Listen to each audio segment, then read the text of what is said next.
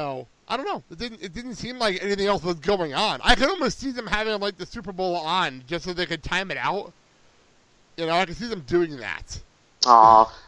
Just an update on that Bed Bath & Beyond thing. They took the post down. Of course they did. Of course Damn it. They probably got shit from the Maroon 5 lawyers. It says attachment unavailable. Yeah, they probably got shit for it. Yeah, probably. And finally, the last thing about the Super Bowl is the ratings hit a 10-year low. It was the lowest rated Super Bowl since 2009, which is crazy. Who played in 2009? Was it Tom Brady again? No, it wasn't. This was I don't have it in front of me, but it was one of those games where it's like, wait, that game happened? Like, I forgot that game happened. 2009, you said? I'm looking it up right now. I'm looking up Super Bowl ratings on Wikipedia, because this is actually where I got all my info from. They actually have it all up here. Oh, the Saints and the Colts? Saints and the Colts. Wasn't that the year that that's the year that Manning won? I don't even remember anymore. I don't remember either. I don't remember either. But no, that happened, and it was an interesting night. The ratings were down. Nobody seemed to care. Oh yeah, and then the Who did the halftime show. Oh my God! Really? That was that year? That was the year of the Who? Oh my God! That was an awful. Wait, where was halftime Heat that year? I know, seriously. Remember the year after the Janet Jackson incident, they had didn't they have Paul McCartney do the halftime show? Yeah, they did. They went very conservative that year. Oh man! So next year it'll be like Paul McCartney. So all right, well that's that. That is Super Bowl. That's our Super Bowl chatter and all the weirdness that was last Sunday. Let's get out of this and let's do this instead. It's so very confident your boy Ric Flair to come on here and say a thing or two. Friendly, you all deserve this. Under the sea, under the sea. Oh, what a rush. Hold it later. But don't worry, you could have seen the commando. And that's the bottom line. Because Stone Cold said so. Hakuna Matata. What a wonderful phrase! That's so ratchet.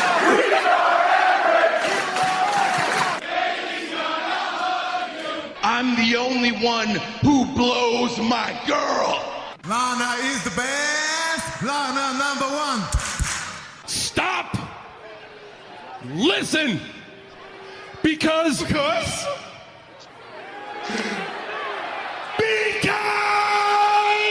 I am Lance Catamaran. So, by the way, I'm looking this up real fast during that intro, and the alternate programming for Super Bowl Sunday. Here's the list. I have the list of alternate programming that was on Sunday during the halftime show. We had NXT. That was the first thing listed here. It's Halftime Heat. And then the Fox News Channel had a show called Fox Nation in Depth, which was a premium show they normally have. They put on a scrub promotion instead. And then you had Puppy Bowl 15, Kitten Bowl 6. And then they had the Cat Bowl, which is the spinoff of the Kitten Bowl, featuring adult felines.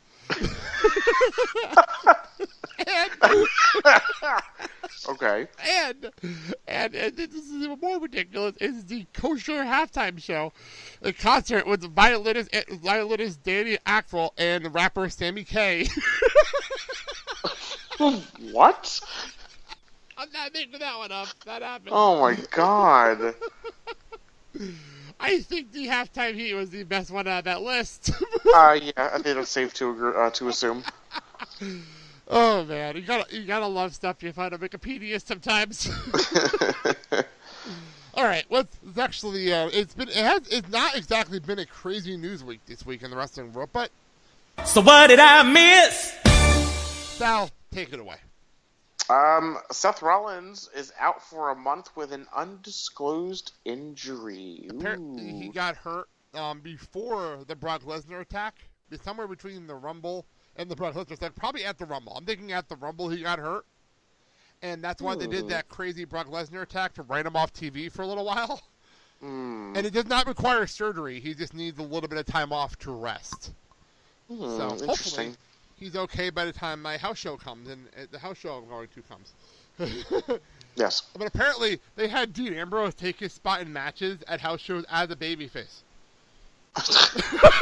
Well, I guess it doesn't matter now. I just thought it was hysterical that they did that last weekend. Oh, man. So, okay, continue on. WWE made a couple of big announcements this week. Yeah, they announced that the Superstar Shakeup will take place in Montreal, April 15th and 16th, which would be obviously Raw and SmackDown. Yes, and I'd like to thank them for screwing up my entire April schedule. Because I had our April planned out for the podcast, and then I had to throw the whole thing out with that announcement that came out. So, the whole month's planned out, so I got to figure that out again. So, continue. WWE also announced that the WrestleMania Access will take place at Brooklyn's Pier 12, April 4th to the 8th. That's a lot of. It's Thursday to Monday. They're doing something on Monday morning apparently too. Yeah, that's weird. Which is interesting. I guess maybe they're doing some access stuff and some. Last year they did that big access tournament that went on like for 3 days, so maybe they'll continue that more. So, I guess. Hey, after the Worlds Collide tournament, which we'll talk about in a minute, I have a problem with it as long as they film it. You know? And moving on to a couple of signings outside of WWE that because all the free agents have to be signed somewhere. So go ahead. ROH signed PJ Black to an exclusive contract. And for those who don't know, PJ Black is better known to WWE fans as Justin Gabriel.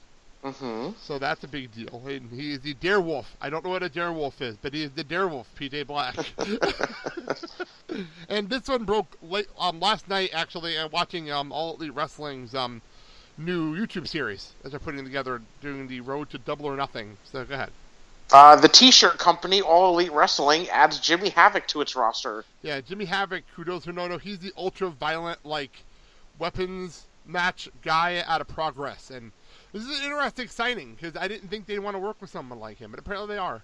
So, if I see a barbed wire trampoline, then it'd be worth it.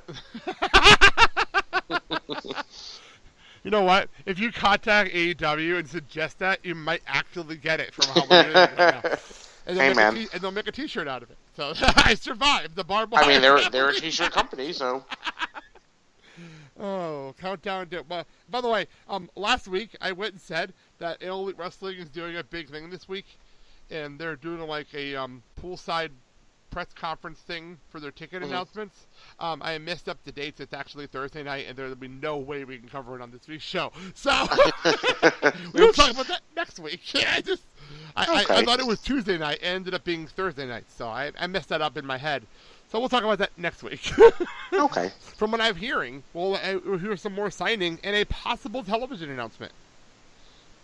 That would be good. At this thing, it's ironically they're doing it at the MGM Grand where Double or Nothing's being held, and apparently they're doing it by the pool. Okay. I keep hearing that, and I think it's funny. So that'll be. Do you believe this new rumor? Because now these rumors are running rampant. I know they're everywhere. With Randy Orton's in talks with them now. I don't believe that at all. I could not see him leaving WWE. There's no way they'll let him go. I mean, they offered Dean Ambrose a 5-year, $1 million+ contract. There's no way they're gonna let Randy go. You know, he's a legacy guy. He has legacy in WWE. He's untouchable. Yeah, but think of it this way: they haven't really been using him a lot. People are kind of bored of him, and the depth of their roster with NXT. I mean, do you really need to be hanging on to guys like Randy Orton that you're not even utilizing anymore? I agree with you, but at the same time, they'll keep him around because he's a legacy guy. That's the main reason they'll keep him around. That's the only reason they have kept him around at this point. He's a legacy guy. And he's a third generation, blah, blah, blah, blah, blah, blah, blah. And they, once in a lifetime, blah, blah, blah. Well, they already lost the last third generation guy to Hollywood, so why not keep the third generation guy that actually wants to be here around? You know? Right? So, all right. Before we get into the big storyline segment, which I do have a whole bunch of clips and everything we can talk about. I know, I see. What did you think of the Worlds Collide tournament that aired on WWE Network over the weekend? It was entertaining. I liked it. I kind of wish they were to show more of the first two rounds. I agree with that. Even if it was on a different day, you know what I mean? What they did was they aired everything on YouTube earlier in the day. But who wants to watch it on YouTube? That's my point. I was like, you couldn't put that on the network? Like, air it on YouTube, fine, but put the damn feed on the network so that people that are working can watch it. Like, I actually would have totally watched it before the nighttime version aired. I would have totally watched it on my phone while making dinner. Or put it on for CJ and been in and out of the room. Like, I totally would have put it on if it was on the network, but it wasn't. Mm-hmm. I agree with you, 100%. Because, it was very confusing if you weren't fully able to pay attention, you know? Yeah, because they played that first round match, and I'm like, how are we squeezing this into 2 hours? We're not. We're just going to air this match, and then we're going to show you 1 second round match, and then we're going to show you everything else. It's going to work. Charlie Gross got paid a lot of money to stand there and tell us how the tournament went. Yeah, then she got all pissy on Raw. By the way, this is the one time I'll ever actually say this. You and Jason Powell both agreed on that topic this week. What? When it came to the bitchiness of the interviewer, because he brought that up on his audio show on Tuesday morning. What? I thought that was funny. Wow. Maybe there's a change in tide over here going on between the two of us. I know. So, as I said, very slow news week and a very slow storyline. You know, SmackDown, there wasn't a whole lot going on. As good of a show SmackDown was, it was more wrestling centric. And like Daniel Bryan talking about his belt, and Rowan actually talked for once. And there wasn't a whole lot else really going on. They were setting up Elimination Chamber. Naomi and Carmella are now in the Elimination Chamber tag match, by the way, for the women. So, and they were setting up the six-man match Elimination Chamber. Mm-hmm. So, outside of all that, and I really don't want to discuss Jeff Jarrett. Ugh, God. That happened. But other than that, the big story that came out this week was Becky Lynch. So instead of us just discussing it, I went in and found all the audio. I had a lot of time in my hands this morning. And I went in and found the audio clips, and I pieced it together, and I figured we can play the clips and talk about them as we go. How's that sound? Okay. So let's go to the beginning of Raw. This is like a 2-day thing. You didn't hear the SmackDown stuff yet, so that's even more fun. Mm-hmm. But the Raw stuff. First things first, Stephanie invited Becky onto the show, for those who don't know. Stephanie invited Becky onto the show, and this is how we get started. But Becky, I mean, I can't help but notice you're wearing a knee brace. And you were walking pretty slowly down the ramp, and you were kind of gingerly getting on the ropes here. Are you okay? I'm fine. You're fine. Fine. But Becky, for the past 8 days, you've been refusing medical attention. I won the Royal Rumble on one good leg. I will fight anyone, anywhere. But no doctors are coming near me. Becky, I understand that you don't want to be evaluated by a doctor. I remember what happened. The night that you invaded Monday Night Raw and Nia Jax exploded your face. I was with you in the trainer's room. Your nose was broken. You were bleeding everywhere. But all you wanted to do was fight. I've never seen anything like it. From a man, from a woman. You are so incredibly tough. You're all heart. You'll do anything.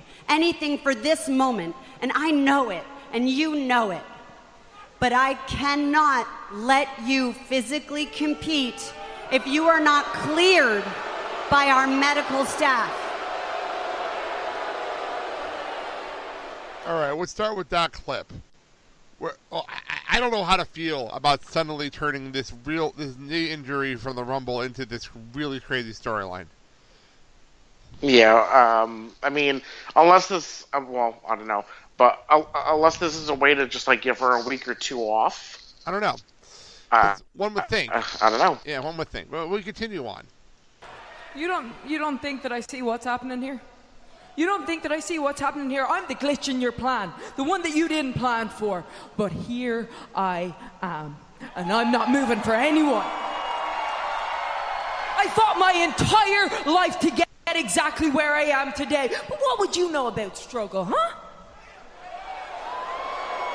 You're just another daddy's girl who never had to fight for anything, who's trying to stop me from fighting for everything. But I rose up and I earned every step of the way to get to